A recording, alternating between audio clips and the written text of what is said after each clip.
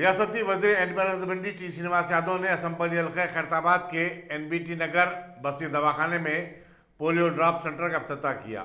इस मौके पर मुतल्लिका रुकन असम्बली डी नागेंद्र और TRS के सीनियर कायदीन भी उनके हमरा थे। 10 माह के तवील वक्फे के बाद रियासत तेलंगाना में तमाम तालीमी इदारे 1 फरवरी से खुल जाएंगे और कोविड-19 के चलते हुकूमत के अहकाम और हिदायत पर अमल करेंगे। हुकूमत ने 9वीं 10वीं जमात के अलावा इंटर और डिग्री कॉलेजेस खोलने की हिदायत दी थी। हर क्लास में तालिब इल्म के दरमियान 6 फीट का फासला रहेगा और किसी भी क्लास में 20 से ज़ायद बच्चों को बैठने की इजाज़त नहीं रहेगी। यहाँ बताना जरूरी होगा कि मार्च में नाफिज करदा लॉकडाउन के बाद तमाम तालीमी इदारों को बंद कर दिया गया था। मजलिस के सदर और हैदराबाद के रुकन पार्लियामेंट बैरिस्टर असद ओवैसी ने कांग्रेस और TMC पर शदीद तनकीद की और कहा कि अब ये जमातें बैंड बाजा पार्टी में तब्दील हो चुकी हैं। गुलबर्गा में कल रात एक जलसे आम से खिताब करते हुए उन्होंने कहा कि उनका ताल्लुक किसी से भी नहीं है, वो अवाम से ताल्लुक रखते हैं। बैरिस्टर ओवैसी बज़ाहिर मगरबी बंगाल की चीफ मिनिस्टर ममता बनर्जी का हवाला दे रहे थे, जिन्होंने बैरिस्टर ओवैसी की ज़ेर क़यादत मजलिस को BJP की B टीम करार दिया था। सदर मजलिस ने कहा कि जमातें सिर्फ उनके बारे में ऐसी मनगढ़ंत बातें कर सकते हैं, उन्हें इसकी कोई परवाह नहीं है। वो अवाम से ताल्लुक़ रखते हैं और उनका नाता अवाम से है। उन्होंने कहा कि कर्नाटक में क्या हुआ ये सब जानते हैं। कांग्रेस के मुंतखब अरकान असम्बली BJP में शामिल हो गए और उनमें से बेशतर वजीर भी बन गए। रियासती वक्फ बोर्ड के सदर नशीन मोहम्मद सलीम ने कौमी अखिलती कमीशन के नायब सदर नशीन आतिफ रशीद के एजाज में ज़ोहराना तरतीब दिया और उन्हें तहनीत पेश की। मोहम्मद सलीम ने आतिफ रशीद को रियासत में औकाफी जायदादों के तहफ़्फ़ुज़ और अखिलतों की फलाह बहबूद के लिए हुकूमत की जानिब से किए जाने वाले इक़दाम से वाकिफ़ करवाया। इस मौके पर रियासती वक्फ बोर्ड के अरकान मौलाना अकबर निज़ामुद्दीन, मौलाना निसार हैदर आगा, रुकन मरकज़ी वक्फ काउंसिल हनीफ अली और दूसरे भी मौजूद थे। मोहम्मद सलीम के फर्जंदों मोहम्मद समीर और मोहम्मद सलमान ने खैर मकदम किया। दिल्ली के सिंगूर बॉर्डर पर एहतजाज करने वाले किसानों की भरपूर तायीद करते हुए सदर मजलिस और रुकन पार्लियामेंट बैरिस्टर असद ओवैसी ने मरकज से मुतालबा किया कि वो 3 ज़रूरी क़वानीन को फिलफौर वापस ले ले और 64 दिन से एहतजाज करने वाले किसानों का एहतजाज खत्म करवाए। उन्होंने गुलबर्गा में एक रैली के दौरान किसानों के हक में नारे भी लगाए और आवाम से भी कहा कि वो ऊंची आवाज में नारे लगाएं ताकि दिल्ली के दरो दीवार हिल जाएं। अब एक और नारा लगाना है, वो किसानों तक जाना, वो लड़ रहे मोदी के खिलाफ। सिंगूर बॉर्डर पर मेरे शेरों लगाएंगे नारा, आप तो लगाओ। हिंदुस्तान, भारत, भारत, जरा जोर से पुकारो, ऐसा नहीं होता अभी से तुम हाँ हाँ कर रहे, हाँप रहे क्या? जरा पूरी ताकत के साथ पूरा हिल जाना। भारत, भारत का किसान, भारत का किसान, भारत का किसान। आप बैठो। ये मजा नहीं आता कांग्रेस दूसरी पार्टियों में, अपने पास ही चलता ये मिर्ची है ना यहाँ पर। हैदराबाद में कश्ती रानी की सरगर्मियों को बढ़ावा देते हुए महकमा टूरिज्म शहरियों को तफरी का सामान फराहम कर रहा है। दुर्गम शेरू में 3 कश्तियां लॉन्च की गई हैं और अब हुसैन सागर में 80 सीट वाले क्रूज को लॉन्च करने का मंसूबा बनाया जा रहा है। मैनेजिंग डायरेक्टर महकमा टूरिज्म डी मनोहर ने बताया कि सयाहों की ख्वाहिश पर बोटिंग की सहूलियात में तोसी दी जा रही है। हुसैन सागर में 80 सीट वाले क्रूजर चलाने के लिए टेंडर्स तलब किए गए हैं और ये क्रूज की खरीदी पर 30 लाख रुपए के मसारिफ आयद हो सकते हैं। उन्होंने बताया कि 35 सीट वाली एक डीलक्स बोट हुसैन सागर में उतारी गई थी, जिसे लोग बर्थडे पार्टियों का एहतमाम करने के लिए किराए पर हासिल करते थे। उन्होंने बताया कि 10 सीट वाली एक कश्ती 15 लाख रुपए के खर्चे से खरीदी जाती है। हुसैन सागर और मीरालम तालाब के बशमूल कई तालाबों और झीलों में बोटिंग को काफ़ी मकबूलियत हासिल हो रही है। असम्बली हल्का मशराबाद के भोलकपुर डिवीजन में 5 साल तक की उम्र के बच्चों के लिए पोलियो ड्रॉप का मरकज कायम किया गया। साबिक कॉर्पोरेटर वाजिद हुसैन ने इफ्तिताह किया और बताया कि तकरीबन 4000 से ज्यादा बच्चों को पोलियो ड्रॉप डाले गए। साबिक वज़ीर-ए-आज़म मनमोहन सिंह की दूरंदेशी का नतीजा है कि इस प्रोग्राम को मुल्क भर में लागू किया गया ताकि बच्चों को जिस्मानी माजूरी से बचाया जा सके। इस मौके पर वॉलंटियर्स लक्ष्मी, यादम्मा, लता, दिनेश, महेश के अलावा भोलकपुर डिस्ट्रिक्ट कांग्रेस के प्रेसिडेंट जफरुद्दीन, सदर Bholakpur education and welfare society Rahimuddin, GM Adil, Nisar Ahmed, Alauddin, Akbar Hussain, Muzaffar Hussain, Mohammed Asif, Mohammed Rahim, SM Khalid Hussain, Mohammed Saif, Hina, Darakhsha और सानिया वगैरह भी मौजूद थे। मजलिस के सदर और हैदराबाद के रुकन पार्लियामेंट बैरिस्टर असद नवेसी ने कहा कि नाथूराम गॉडसे आज़ाद हिंदुस्तान का पहला दहशतगर्द है, जिसने 30 जनवरी 1948 को बाबा ख़ौम महात्मा गांधी का कत्ल किया था। गुलबर्गा में एक जलसे से खिताब करते हुए बैरिस्टर नवेसी ने कहा कि जो लोग गांधी पर यकीन नहीं रखते और ना ही अंबेडकर सुभाष चंद्र बोस को मानते हैं, वो गॉडसे की तकलीद करते हैं।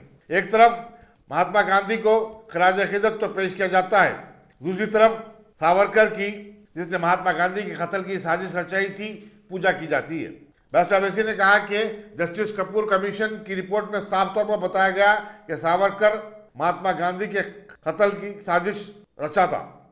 गॉडसे नफरत की बुनियाद पर गांधी को मारा।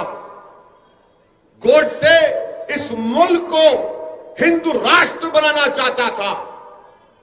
और मैं ये इसलिए कह रहा हूं कि जब गांधी के कत्ल के चंद दिन के बाद गांधी के बेटे दिल्ली के पुलिस स्टेशन में जाकर गॉडसे से मुलाकात किए, वो देखना चाहते थे कि कौन है वो शख्स जिसने मेरे बाप का कत्ल किया।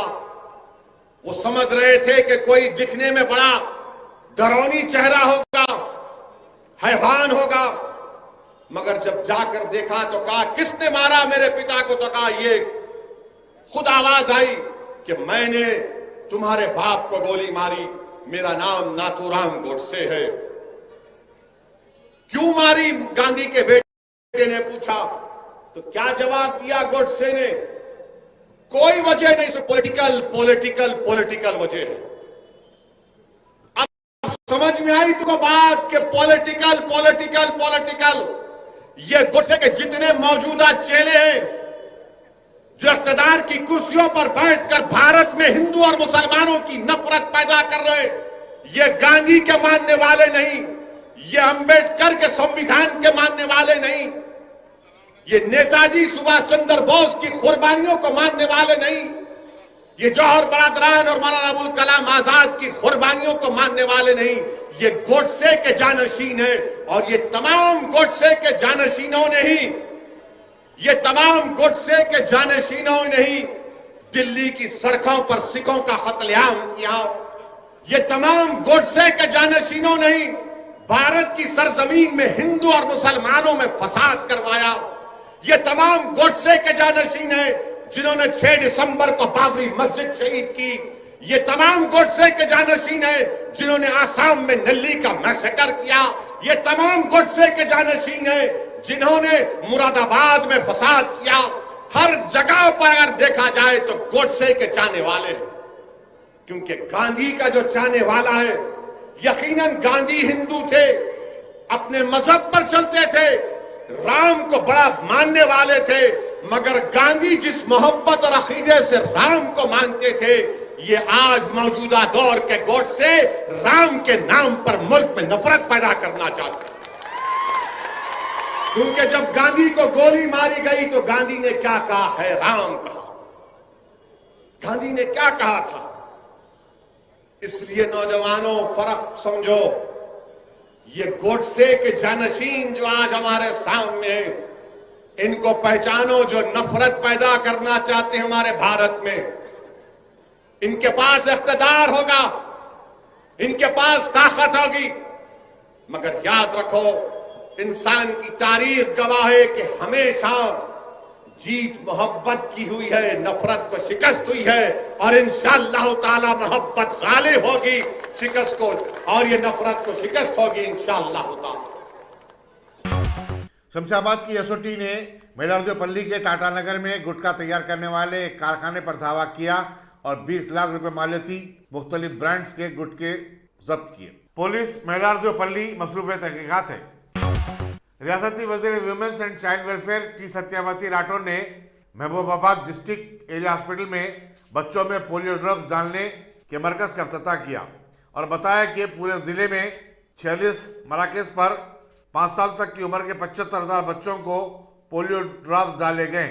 उन्होंने बताया कि हुकूमत हामिला खवातीन के लिए 6 माह तक 12,000 रुपये की रकम दे रही है और हमल के तीसरे महीने से ही औरतों को ज़रूरी तिब्बी सहूलत फराहम की जा रही है। इस मौके पर सदन जिला परिषद बिंदु, रुकन assembly Shankar Naik, municipal chairman Ram Mohan Reddy, additional collectors Abhilesha Abhinu, M Venkateswarlu, district medical officer Sriram, hospital superintendent Bhim Sagar और दूसरे भी मौजूद थे। मंचिल जिले में एक 55 साल हेल्थ वर्कर कोविड-19 वैक्सीन का टीका लेने की वजह से फौत हो गई। बताया जाता है कि उसने 19 जनवरी को एक मुकामी हेल्थ सेंटर पर टीका लगवाया था। तबीयत खराब होने पर उसे हैदराबाद के निजाम इंस्टीट्यूट ऑफ मेडिकल साइंसेज में भर्ती करवा दिया गया था। इस हेल्थ वर्कर की शिनाख्त खासीपेट मंडल की सुशीला की हैसियत से की गई है। इसी तरह डायरेक्टर पब्लिक हेल्थ जी श्रीनिवास ने बताया कि सुशीला की मौत वैक्सीन लेने की वजह से नहीं हुई, बल्कि वो एक अरसे से दूसरे अमराज में मुब्तला थी। पोजी स्कीम केस में तकरीबन 2 साल तक जेल में रहने और सुप्रीम कोर्ट की तरफ से उबूरी जमानत मिलने के बाद हीरा ग्रुप की नोहरा शेख का उनके घर में आमद पर जो इस्तकबाल किया गया वो देखने के काबिल है। सोशल मीडिया में वायरल वीडियो में दिखाया गया कि उनका फातिहाना अंदाज में इस्तकबाल किया जा रहा है। उनके अजीज़ व क़रीब फूलों की बारिश कर रहे हैं और गुलाब के फूल की पत्तियों से फर्श को सजाया गया था। वज़ीर-ए-आज़म नरेंद्र मोदी ने मन की बात रेडियो प्रोग्राम में हैदराबाद की बोयनपल्ली सब्जी मंडी का तस्करा किया, जहां की सड़ी गली तरकारी से बरक़ी पैदा की जा रही है। उन्होंने माहौल को आलूदगी से पाक करने हरियाणा के पंचकुला के अवाम और अरुणाचल प्रदेश के तुवांग का भी तस्करा किया।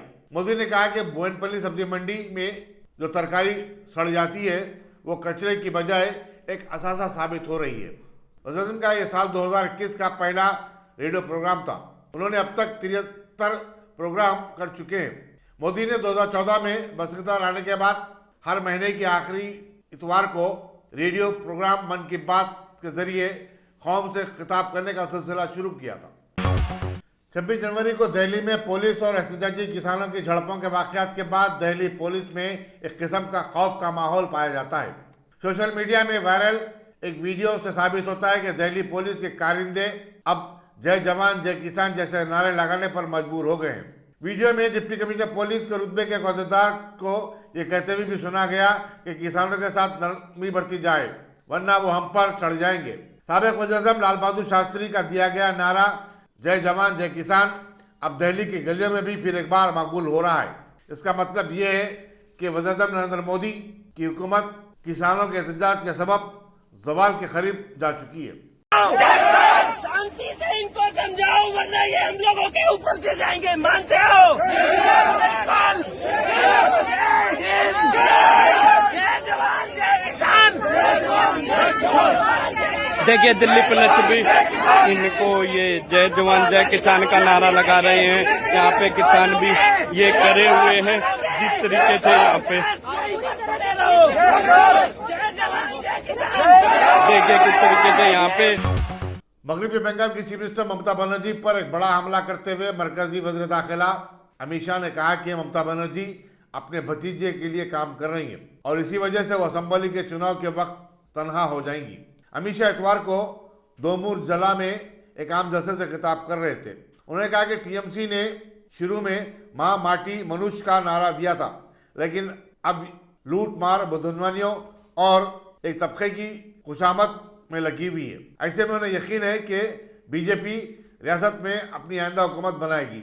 उन्होंने कहा कि इसमें कोई शक नहीं होना चाहिए कि रियासत में बीजेपी को इक़्तिदार मिलेगा और मोदी हुकूमत आवाम की खिदमत पर यकीन रखती है, जबकि ममता दीदी भतीजे के कल्याण के लिए काम कर रही हैं। अच्छा, अब आप ये बैन कर दिए, ये पूरे बैन करें ना। क्रिकेट का बॉल किससे बनता? लाल गोला। कैसा डाला अपना सिराज, आए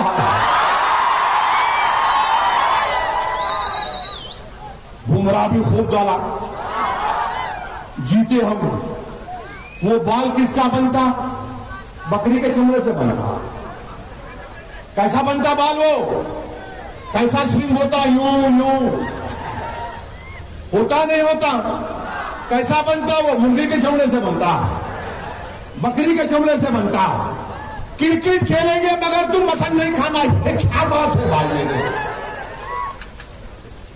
क्या बात है बताओ आप? एक मजाक बना के रख दिए इस मुल्क में आप। हिंदुस्तानी क्रिकेट के साबिक कप्तान सौरव गंगोली को कलकत्ता के अपोलो हॉस्पिटल से इतवार को डिस्चार्ज कर दिया गया। उनकी दूसरे राउंड की एंजियोप्लास्टी की गई। गंगुली को सीने में तकलीफ की शिकायत पर चारशंबे को दवाखाने में शरीक करवाया गया था। अपोलो हॉस्पिटल के प्रेस नोट में बताया गया है कि डॉक्टर आफ्ताब खान की क़यादत में माहिर डॉक्टरों की टीम ने गंगुली की एंजियोप्लास्टी की और 2 स्टंट डाले। चीफ मिनिस्टर ममता बनर्जी ने भी जुमेरात को दवाखाना पहुंचकर गंगुली की इयादत की थी और उनकी बीवी डाना से बातचीत की। 48 साल गंगुली को 2 जनवरी को पहली मरतबा दवाखाने में शरीक करवाया गया था।